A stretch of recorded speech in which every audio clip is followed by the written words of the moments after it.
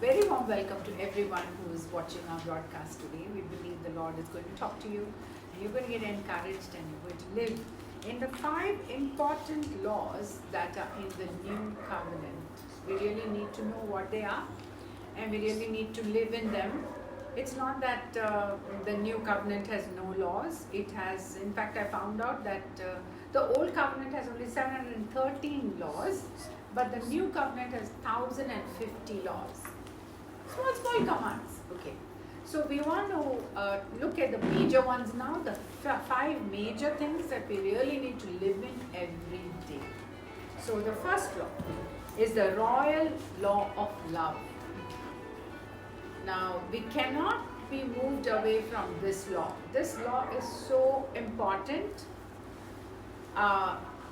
This law says in James, it says in James 2:8, how we need to actually fulfill this law by loving our neighbor as ourselves. But, that's such a difficult law. It's not an easy law at all. It is one of the most difficult laws to follow. And on our own, we can never do it. Unless we receive the love of the Father for us, unless we know what it is to remain in the love of God, we really and receive the love of God, we can never fulfill this law. So let's look at some verses. We have to know these are the basic, these are the foundations of the Christian faith. The foundation is that God loves us. So once we realize this, once we receive this, once we receive the love of God, that's when we can then overflow in that love to love others as ourselves. So never is it going to happen without the help of the Holy Spirit. Never is it going to happen without us receiving the love of God first. So as a standard, whenever we are in doubt or whenever we feel our heart is empty of love, somehow we feel that does God really love me? Or if these questions come up in your heart, you need to go to scriptures. Scriptures are the only thing that fills your heart up with love. So you need to go back to scriptures, go back to the basics. Sometimes you need to do that because the circumstances that come our way could be so bad, could be, making us depressed. So what must we do? Go back to scripture and look at the verses on love and receive the love of God into our hearts. And then you tell yourself, I'm not only going to forgive the person who has hurt me, my neighbor, my friend, my family, my colleague, people in the church, wherever, when you go through that and you come short of love, you are not in this royal law of love. So what must you do? Go back to scripture, right? So I'll just give you some scriptures. I think most of you know these scriptures, but you write it down and look through it, and so that you will get established in the love of God. So the first one is Jeremiah 31 verse 3. God says He's loved us with an everlasting love. Actually, it's an unconditional love that God loves us with. So if you think, I don't deserve God's love, you're right. Nobody deserves God's love. But because God is love, there are 2 verses in 1 John 4 which talks about God is love, and that's why He loves us, because He is love. Amen. So we must receive that. That's our foundation. We must receive that. Again, 1 John 4:10 says, herein is love, not that we loved God, but that He loved us. And how He showed that is He gave us His Son as a propitiation for our sins. So when we receive Jesus and we remain in Jesus, abide in Jesus, that's when we receive the love of God. And a person who has received the love of God is a very confident person. If you are not confident today, if you are living in fear today, if you are still upset about things that are happening around you, you are not looking at the love of God for you. You're looking at all other things that can disturb us, especially in this world. So many things are happening right now that can truly disturb you. But if you look at the love of God for you and you remain in that love, you abide in that love and say, no, I will not be shaken because I am anchored in the love of God. He loved me so much that He gave Himself for me. This is sacrificial love. No one else in this world died for you. No one else in this place, in this world, is a substitute for our sins except Jesus. And God, we know in John 3:16, He says that He loved us so much, He gave us His only begotten Son. So when we receive His love, we are receiving His Son. Amen. And when we receive His Son, we are in His love. Always we must anchor our souls in this fact that God loves me. Also we know from John 17:23 that God loves us. You know how much He loves us, as much as He loves Jesus. Jesus was worthy of His love. He obeyed Him fully. He walked in His will. He did and said and thought of things only that the Father wanted, all the time. So He is worthy of God's love. But here we are. We know we are not worthy. We know that we come short. We know that we don't deserve God's love or His favor in our lives. But the Bible tells us that God loves us as much as He loves Jesus. So if we receive that love for us, we are really on the winning side, because that's what He says. His love is what makes us more than conquerors. That's in Romans 8:37-39. And it says, nothing in this world can separate us from the love of God. Now, if you can take that as your foundation and say, because God loves me and I've received His love, and nothing, absolutely nothing, present, future, any created thing, anything in this world cannot separate you and me from the love. This is good news. Amen. So we must remain in this good news always. When bad news comes our way, we have to remember the good news that God loves us, and so He will bring us out of the problems we are in. So the more you meditate on God's love, even 1 Corinthians 13, normally we always think we have to love like that. But first you have to receive that God is kind and He will not keep a record of wrongs, and His love never fails. And everything about 1 Corinthians 13, if you take it from God towards you first and then you apply it in your life towards others, you will succeed in walking in this love. Otherwise you will not. You always will fall short. If you fall short also, we can come back to the Holy Spirit. Romans 5:5 says, it's the Spirit of God that pours out love into our hearts. So supposing there is somebody who's hurt you, who's grieved you, even in your own family, sometimes there are people who disappoint us and say things to us which we get hurt about. What must we do? Go to the Holy Spirit and say, Lord, pour love into my heart so I can forgive that person. I can still love that person with the divine agape love, which is not a conditional love. It's an unconditional love that God pours into our heart, that we can love one another. So this royal law of love, we cannot deviate from. This is God's standard for us. God wants us to love everyone. And this is a command of God. That's why when everybody asked Jesus, what are the law and the prophets? He said, love the Lord your God and then love your neighbor as yourself. Right? Only two laws. Both are the law of love. Both are included in this royal law of love. So we cannot move away from, it's called the royal law of love because now we are royalty. Once we are adopted as sons of God, as soon as we receive Jesus, we are sons of God, and then we are royalty. So it's not only the Queen of Heaven of England that is royalty. No. And her descendants. No. We who believe in Jesus, God adopts us, the greatest family in the universe. And so we are now royalty. And that's why it's called the royal law of love.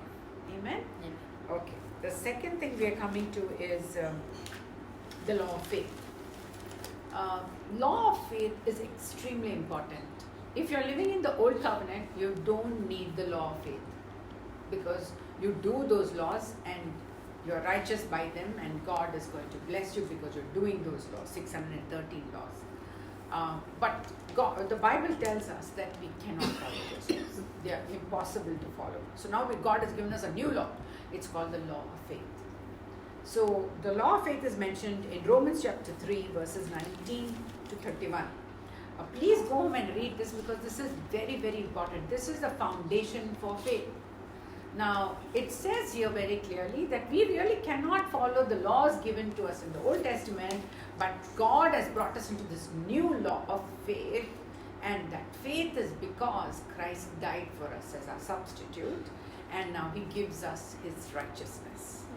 So in this law of faith, the first thing that happens to us is we receive the gift of righteousness from God, and we operate in faith. So we know what is faith from Hebrews 11:1, that it is substance. Faith is substance.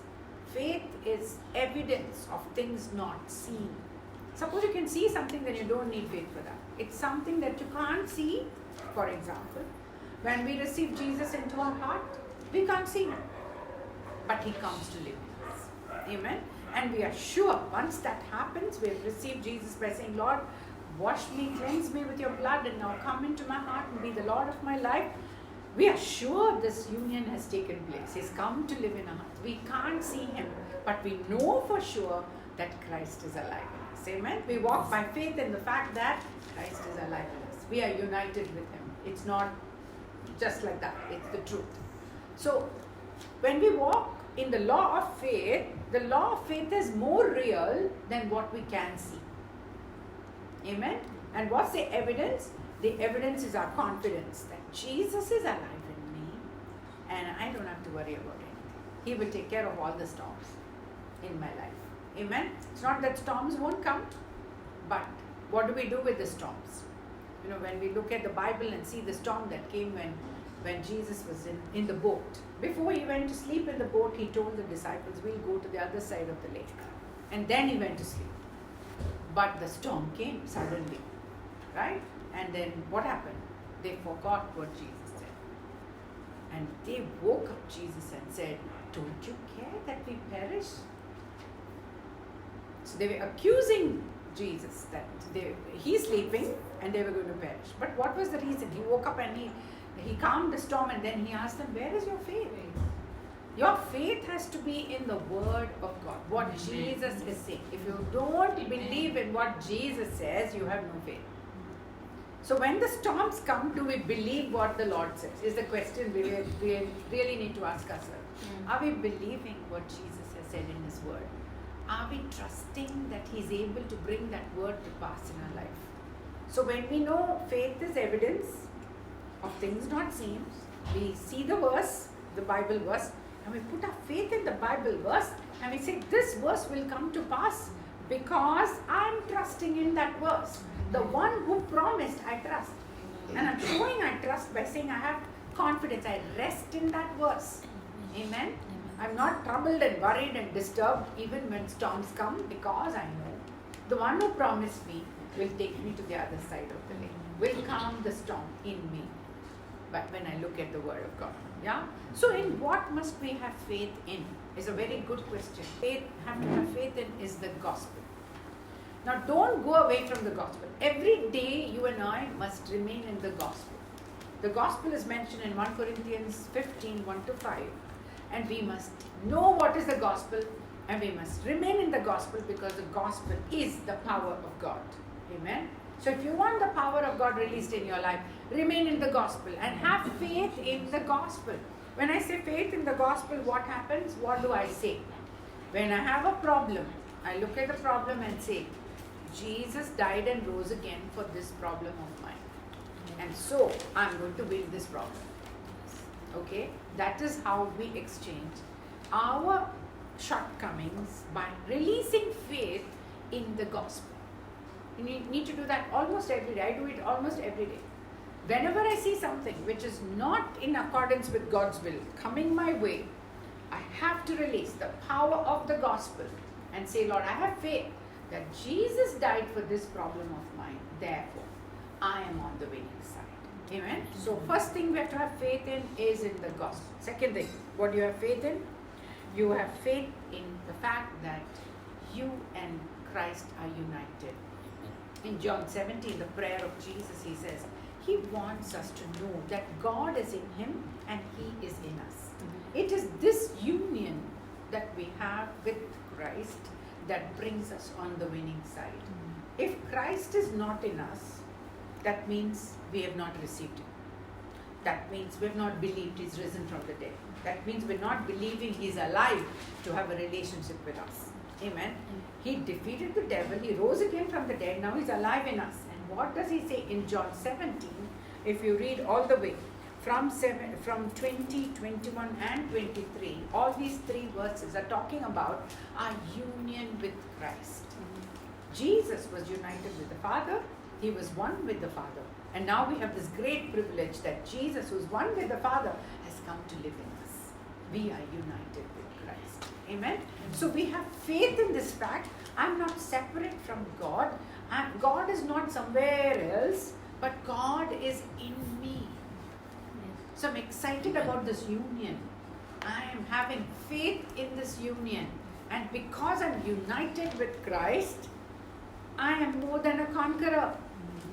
Amen. I'm on the winning side. Now, who is in me? The greater one is in me. 1 John 4:4. The greater one is in me means no matter what problems are there, I'm looking at Christ in me and saying, He's overcome the world for me.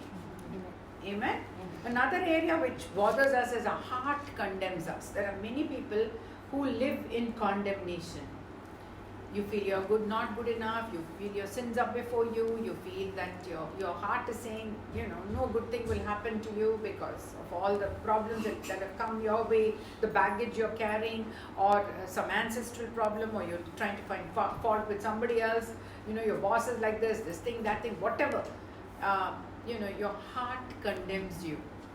But the Bible says God is greater than our hearts. He's alive in us and He's greater than our hearts. We don't have to worry about condemnation because in Christ you have no condemnation. Amen. So you have to have faith in the fact that you are not condemned, but God who's greater than, and everything else in this world is alive in you and you're united with Him. Amen. So the more you think about your faith in Christ, that you're in union with Him, you're on the winning side. The third thing you have to have faith in is that the enemy is defeated. The enemy comes in different ways to attack us. Sometimes it's through our very family members. Sometimes it's through all the politics that's going on in our nation. Sometimes it is in our workplaces. Sometimes it's even in our churches. That something rises up and so there's politics going on. So what to do? You have to look at the devil. You have to know it is the devil who's come to trouble us. Just like Eve was deceived, you and I can be deceived by the words that Satan is speaking to us. So how to come out of that? You have to tell him, according to 1 John 3:8, for this purpose Christ was revealed, that He might destroy the works of the devil. So I need to say with my mouth and believing in my heart that Satan is destroyed. My enemy is destroyed by my champion, Jesus Christ, my Lord and Savior. Amen. So he needs to hear that. He needs to tell. You tell the devil, you're defeated by my champion. Get out of my life in Jesus' name. So remember always, if you don't say, it won't happen. Because Christianity is actually words that comes out of your mouth, right? Because you have to believe in your heart and say with your mouth for everything. So if you're not saying the enemy is defeated in your life, he will keep on coming up in your life and troubling you all the time. So you want to overcome that, you really need to say with your mouth. The Bible says that the enemy is defeated because of the death, burial and resurrection of Jesus. He defeated the enemy, so I am on the winning side. Amen. Next thing that you have to have faith in is that you have authority. Now, if you don't use authority, your authority is wasted authority. So we have to have faith. I have authority, God-given authority, delegated authority from God Himself, that I can use the name of Jesus and drive out demons. Amen. I must use my authority. If you don't use your authority, you will not rule and reign in this life. According to Romans 5:17, God has given us the abundance of grace and the gift of righteousness by which we are called to rule and reign in this world. We are actually brought to God to become kings and priests before God. Amen.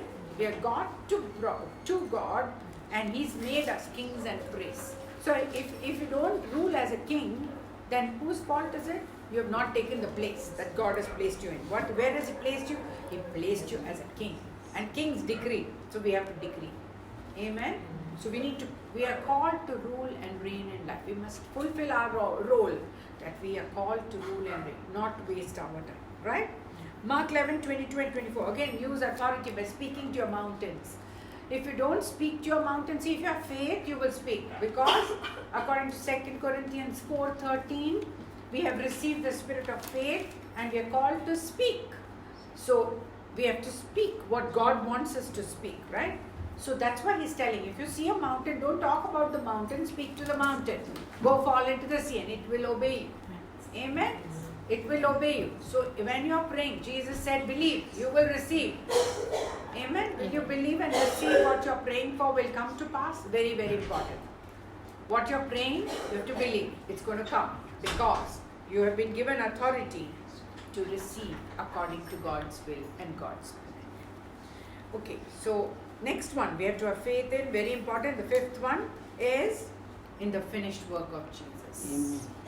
If you don't have faith in the finished work of Jesus, you're wondering, will this happen? No, will this not happen? Will my prayer be answered? Will my prayer not be answered? Will Satan abound or will I abound? No. When Jesus said it is finished, it is for us to take that word and say, it is finished. My war is over. I am on the winning side. Amen? Have faith in the finished work of Jesus. Why? Why is the finished work of Jesus so important? Because only through that you will get grace. If you want grace in your life, grace is what you don't deserve. And you want God's blessings in your life. As an undeserving person, you have to open your heart for grace. And how does that come? Only when you believe in the finished work of Jesus. Now if you look at Abraham, God made a covenant with Abraham. Romans chapter 4 talks about it. So we need to really read this to know what is the finished work of Jesus that we have to believe in. Romans 4, 13 to 17. In Romans 4, 13 to 17 it tells us, it's not, Abraham did not receive the promises by law. It was before the law. Abraham was before Moses, right? So it was not by the law, but it was by grace that Abraham received the covenant. And so today also, it is by faith, so that it might be by grace. So everything that we must have from God is by faith and through grace. If it's not faith and grace, then we are really not operating in God's finished work. Right? So every time you open your heart and say, I open my heart for the grace of God to flow. I'm expecting much more than what I deserve. See, there are many people, who say, oh, I didn't do well in my class 10, I didn't do well in my class 12, I didn't do well in my degree or whatever I've studied, I didn't get a good job, or I'm not functioning so well in life as what I expected. It's because we've not opened our heart for the grace of God to flow. When grace flows, what will happen? We come into that place where God does more than what we can think or imagine. So we must give room for grace to flow. How does it say? How will it flow into our life? Only by looking at the finished work of Jesus. Amen. So in the law of faith, all these 5 things that I told you is extremely important. Every day you should live in the finished work of Jesus. You must live by faith in what Jesus did, so that, like Abraham, we can receive the new covenant blessings of grace flowing into our lives. So that the exceeding abundant, so that the abundant life that Jesus came to give, so that the peace that comes from the blood of Jesus, so that the joy that comes, unspeakable joy and full of glory, that would come into our lives because we are expecting God's grace to flow into our lives through the faith that we have in the finished work of Jesus. Amen? Then we have the next law. First law is the royal law of love. Second law is the law of faith. Third is the law of the Spirit of life in Christ Jesus, that makes me free from the law of sin and death. Romans chapter 8 and verse 2. Very important law. You have to live in this law every day. Okay, tell yourself, this is a new law that has freed me from the law of sin and death. This is a new law. It's called the law of the Spirit of life in Christ. So if you're not in Christ, this law doesn't abide for you, does not help you, does not work in your life, right? But if you are in Christ, then you are in this law. And Romans 8, 1 to 17, you have to read many times in the day, many times to find out what is God talking about in this law. In this law, you can be free from sin and death. Means your flesh, which is a way of thinking. Flesh is a way of thinking. Wrong thinking is flesh. When you are thinking wrongly, you are not in this law. Then you are under the law of sin and death. But if you are thinking right, you are led by the Spirit to think things that are from the Lord. Your thoughts are on the Lord, in what He's done for you, His obedience, and what God is telling you. If you're thinking about that, then you're in the law of the Spirit that gives you life. Life that comes from Jesus, that frees you from the law of sin and death. It's a very liberating law. because this law brings so much joy in you, because through this law the Spirit of God comes to live in us. Through this law the Spirit of God leads us and calls us sons of God. Through this law we become joint heirs with Christ. Amen. Through this law there is so much freedom, that you don't have to agree with the thoughts that come from your fleshly life. You can say, my flesh is crucified. I'm going to live in the law of the Spirit. It's a decision that I make every day. It's a decision that you tell yourself, I don't want thoughts that don't come from God. I want thoughts that come only from the Spirit of God, that will take me to that law of the Spirit of life in Christ and sets me free. He says, Jesus came in the likeness of sinful flesh to fulfill the law for us, so that the law may be fulfilled in us. How do we walk? Without the law outside, the 10 commandments outside us, the law is inside us. And we know to fulfill that law through the Spirit of God leading us. So we come into that higher law. The law of the Spirit of life in Christ is higher than the 10 commandments that God gave Moses, because those laws we are depending on ourselves to do. Here, this law, we are depending on the Holy Spirit to do. He's the one who's going to lead us. He's going to guide us. He's going to bring us into that liberty where we are saying, I'm not under sin and death anymore. I'm not going to come under the control of all these thoughts that come to me, but I'm going to be living in this thought realm where the Spirit of the Lord is taking control over me. And when the Spirit takes control of you, you have only one thought. Your mind and your heart is on Jesus. That's what He does. He's come to glorify Jesus. He's come to magnify Jesus. He's come to reveal to us Jesus. So the more your thoughts are on Jesus, the more you have victory over your flesh, and the more you are free from the law of sin and death. Amen? It's a very beautiful way to live. So we must all strive to live in this law, the law of liberty, by saying, the Holy Spirit is leading me into this kind of liberty, that I will be free from sin and death. Amen. And if you're in this law, you know the Holy Spirit is in you. That knowing comes from within. It does not come from without. It comes from within. You are sure the Spirit of the Lord is in you. And if the Spirit of the Lord is in you, the Bible says He will quicken your mortal body and give you life. If you are sick, if you have any issues with your emotional health or your physical health, the Holy Spirit will heal us. Amen. He will also put to death the deeds of the flesh. He'll help us to say no. Put to death. Supposing you have a problem, even with food. Nowadays we have so much problem with food. We eat too much.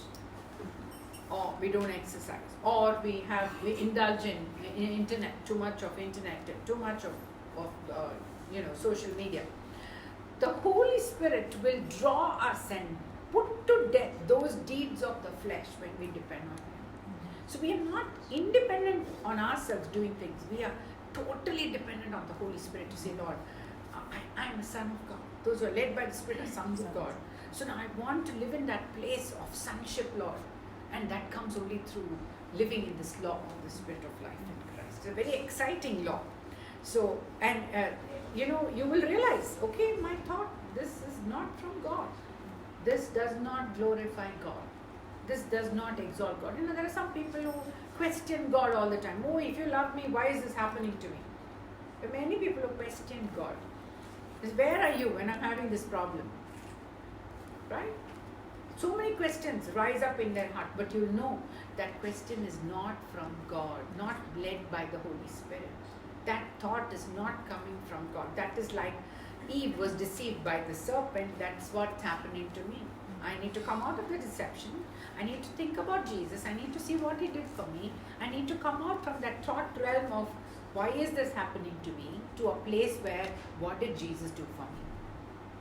Another thing what the Holy Spirit does when you're under the law of the Spirit of life in Christ is He makes you focus on what you have and not what you don't have. Why are we unhappy? Because of what we don't have. Right? But when we focus on what we have, what do we have? We have Jesus. When you focus on the fact, Jesus is in me, you are free. And you're full of love. And you're so glad. Because He's the reason for your joy. He's the reason for your peace. He's the reason for everything. Amen? Yeah. So, but we don't think about it like that, right? We think about something else. Now, think about Jesus for a minute. Is the reason why you are saved, you are healed, you are blessed, you are sanctified, you are redeemed because of Jesus or because of you?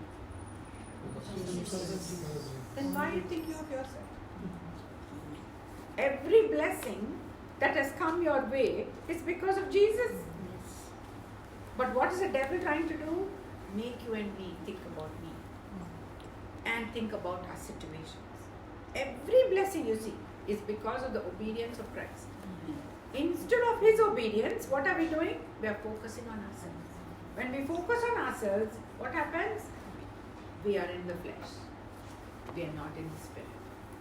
And we lose out on that fellowship which God wants to give us. Amen? So let's not be like that. Let's not be foolish. Let's be truly people who will magnify what the Lord has done. Next law. So please read Romans 4:13 to 17 when you go home and meditate on it and see how Abraham was blessed. And what did he do? He called those things that are not as though they are. That's again another law of faith. Calling those things that are not as though they are. Okay? Now, I'm coming to the fourth law.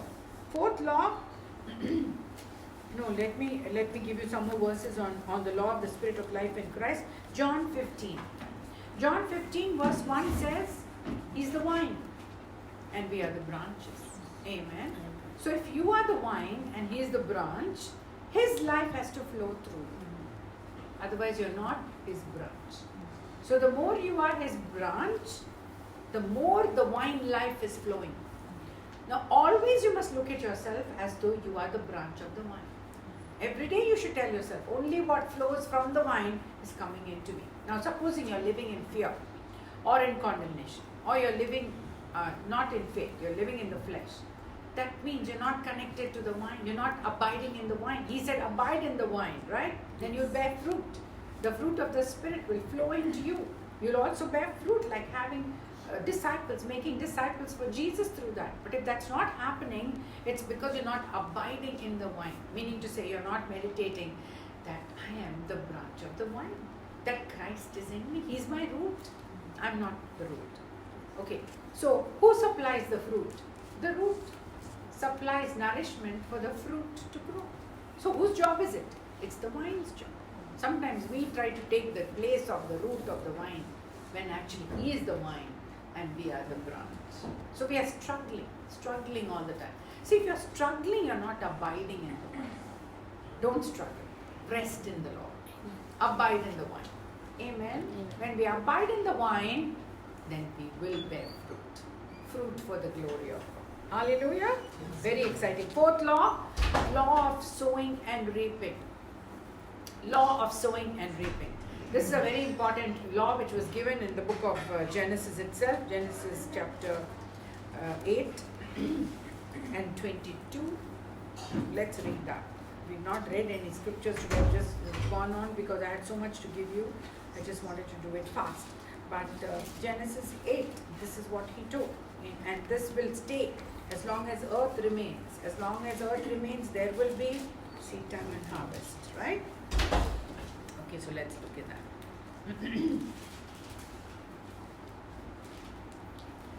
While the earth remaineth, seed time and harvest, cold and heat, summer and winter, day and night shall not cease. Right? So when this all season time is going on, what's the meaning? Seed time and harvest will continue. Seed time and harvest. Now there are different kinds of seeds that you can sow. Seeds of love is very important to sow every day. Seeds of love. You know, there are many times I was talking to somebody today who was saying their family has disappointed them so much. So I said, only do one thing for family. Say, Lord, how can I give love to them? Not receive love from anyone. Receiving love we do from God. Then we are very happy. If you are looking for love from human beings, even your own family members, you'll be disappointed. It will not come to your expectation. But if you are full of the love of God and your cup overflows, you can easily love everybody, not expect anything from people. I've practiced that in my life. So I tell myself, no, I'm not going to depend on anybody's love. I'm going to depend on the love of God. And what am I going to do? I'm going to pour love into others. It doesn't matter what they say, what they do. People disappoint, family disappoints, But you say, I forgive them, I bless them, and then I love them. Amen? When you make that decision, you are sowing love. Finally, you will reap love also. Because sowing always has a reaping love business. Also, there is sowing the word.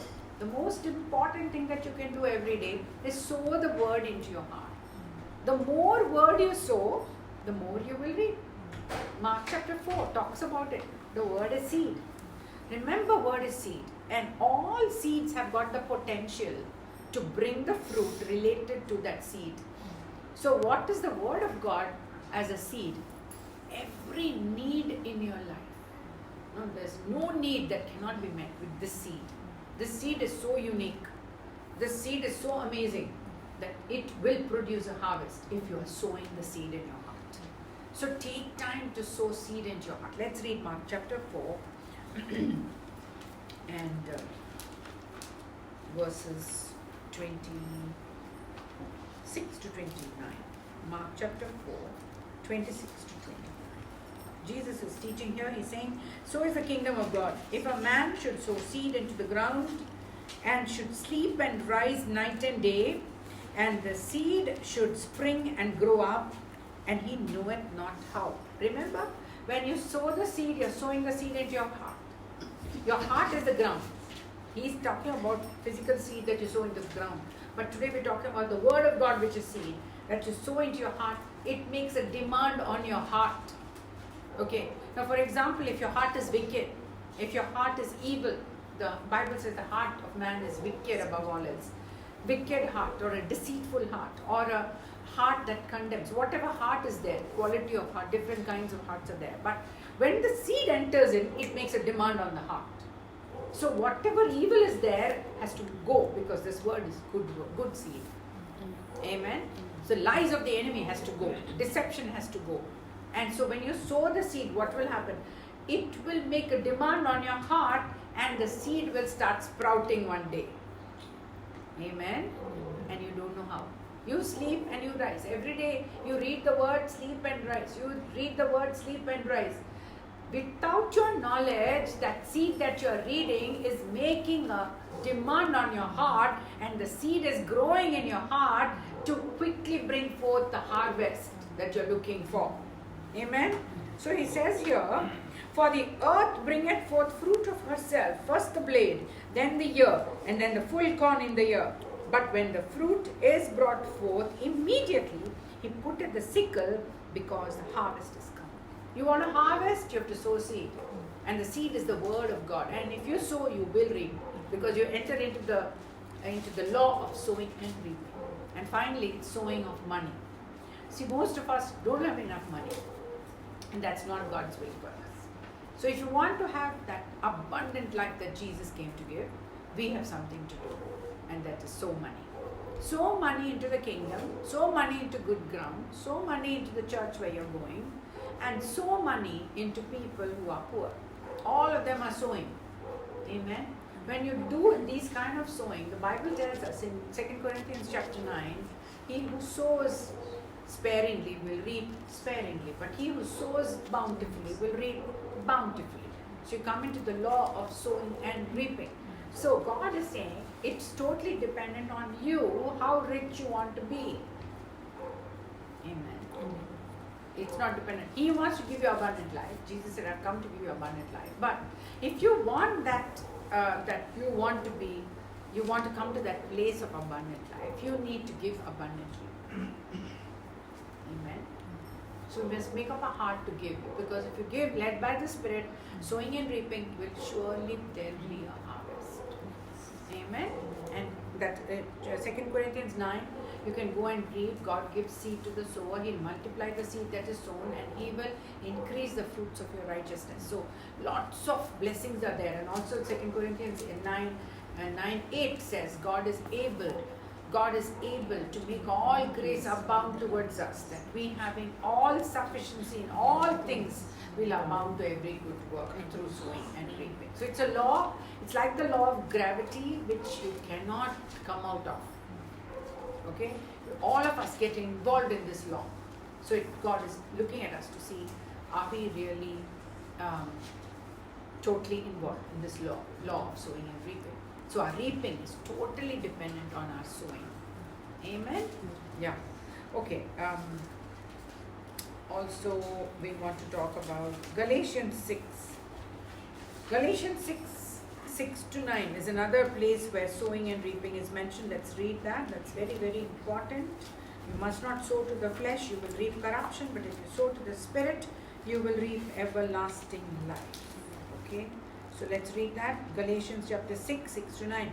Let him that is taught in the word communicate unto him that teacheth in all good things. Be not deceived, God is not mocked, for whatever a man soweth, that shall he also reap. For he that soweth to the flesh shall of the flesh reap corruption, but he that soweth to the Spirit shall reap of the Spirit everlasting, life everlasting. Amen? So, let us not be weary in well-doing, for in due season we shall reap if we faint not. A harvest is coming. Let's not faint. Amen? Last and final law, the law of liberty.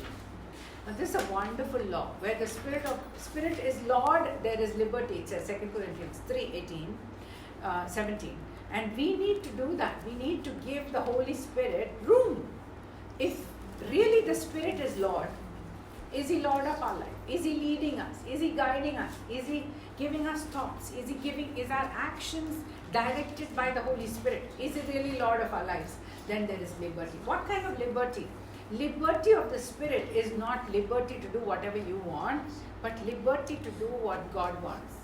It's a beautiful liberty that we need to live in. In the Galatians chapter 5 says, stand in the liberty that Christ has brought us into. So Galatians 4 talks about two mountains. One is Mount Zion and the other is Mount Sinai. One is children of Hagar and the other is children of Sarah. But Sarah was the woman of promise, the seed that comes from the woman of promise. That's who we are. We are in Christ. But Hagar is the law that was given on Mount Sinai, and it brings you into bondage. So if you're living under the law of the 10 Commandments, then you are under bondage. You're not under liberty. You are under liberty. So Paul is saying, don't live on Mount Sinai. You know, Mount Sinai, no one could even go near. No one could even touch. If you go near Mount Sinai, you'll be stoned to death. Even if an animal comes anywhere close to Mount Sinai, it would be stoned to death. But here we are at Mount Zion. Mount Zion is the place where God gives grace and mercy. It is not a place of judgment, it's a place of mercy and grace. So he's saying, choose to live on Mount Zion and then stand fast in the liberty with which Christ has liberated you. We are liberated from the devil. We are set free from the devil. We are living in union with the Lord. We are excited that we belong to Jesus. Amen? Amen. And if we live like that, truly, it will be so exciting. What will happen is when we live like that, faith that works by love will be seen in our lives. Faith that works by love, according to Galatians 5:6, will be seen in our lives. Are we excited to see that? Are we excited to live like that? Are we excited to say, I'm going to walk in the law of liberty? Law of liberty actually is mentioned again in James chapter 2. So we need to look at James chapter 2 verse 12 talks about the law of liberty. And if you're living in that law of liberty, what happens? You're not under the Mosaic law. You are under the law of the Spirit of life in Christ. And what makes you free? Jesus said the truth will set you free. You shall know the truth. John 8 talks about it. If you know the truth will set you free. Truth is a person called Jesus Christ. Yes. And the more you decide to say, I want to know Christ more, you live in liberty. Amen. Amen. You're not under bondage to anyone. You're not under bondage to Satan and his works. You're not under bondage to the law, but you are in liberty. Amen. So the law of liberty is a very exciting law to get into. So if anybody is putting pressure on you, anyone is bringing you into any kind of bondage, in those days the bondage was circumcision for the men. But Paul says, if you are circumcised, Christ will profit you nothing. Zero profit from the death, burial and resurrection of Jesus. In fact, that's the only reason why you're blessed. Because of Christ's death, burial and resurrection. But Christ will profit you zero, nothing, if you're under the law. So if you think, I am so good, I go to church, I pay my tithes, I fast and pray, I read my Bible, I'm saved, because of that, you're completely wrong. Okay. Because you are saved, you go to church, you read your Bible, okay, and do all the things that you do. And why are you saved? Because of Christ. So if you take Christ out of the picture, you're not in Christ, and you're saying, I am the one who's so good when compared to somebody else, you lose out on the blessings of liberty. When you focus on yourself and you say how good you are, like the Pharisee and the publican who went to pray, we know about that in the Bible. He said, oh, I fast, I pay my tithes, I read my Torah. No, it's not going to bless you. What blesses you is that when you say, Jesus did it all for me. It's because of Jesus I'm blessed. It's because of Jesus I live in this liberty. Nothing is going to come and bring me into bondage. My works don't bless me. Okay, I'm created for good works, but I'm blessed because of the work of the Lord. Amen. If we're not looking at the Lord, we can't get blessed.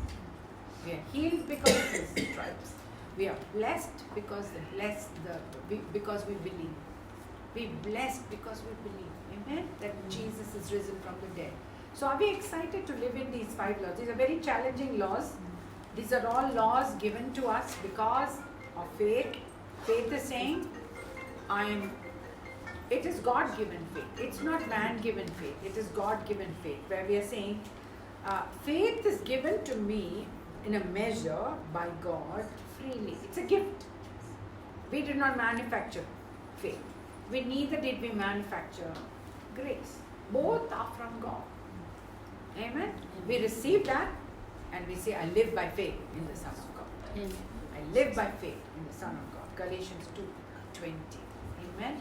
So let's believe in these 5 laws and let's really call on the Lord to help us to live in this law. The royal law of love, the law of faith, the law of sowing and reaping, the law of the Spirit of life in Christ Jesus that made me free from the law of sin and death, and the law of liberty. Amen. God bless you. Yeah, so let's pray. Father, we thank you. We thank you that as we meditated on these laws today, we are believing, Lord, the Holy Spirit will help us by pouring love into our hearts, that we may love everyone, even the ones who hurt us, who said wrong things about us, and all the wrong things that have happened, Lord. We are ready to forgive because you poured your love into our hearts, Lord. Just like Jesus forgave from the cross as he hung there, suffering so much with the crown of thorns on his head, with his back all bruised and opened up, with his bones all gaping, Lord, and all the nails on his hands and on his feet. Lord Jesus, you were willing to just stand there and hang there on the cross and say, Father, forgive them, for they know not what they do. And I pray, Lord, each one of us will have a forgiving heart, a heart that loves, a heart that blesses people, a heart that will never curse but will bless people. Even the enemies, Lord, are called to bless because Christ is alive in us. Help us to walk in that royal law of love, Lord. Help us to walk in the law of liberty, Lord, and in the law of sowing and reaping, Lord, and in the law of the Spirit of life in Christ. Father, in the name of Jesus, we receive faith now into our hearts. To walk by faith, to live by faith. The just shall live by faith, you said, Lord. Help us to live by faith every day and to bring pleasure to the heart of the Lord, because you said you only reward faith. Yes. Every step we take, help us, Lord, to walk by faith in the finished work of Jesus Christ, our Lord and Savior. We bless you, Lord. We thank you, Lord. We praise you, Lord. This year we pray, we will really live, bringing pleasure to the heart of the Lord. In Jesus' mighty and matchless name we pray. Amen.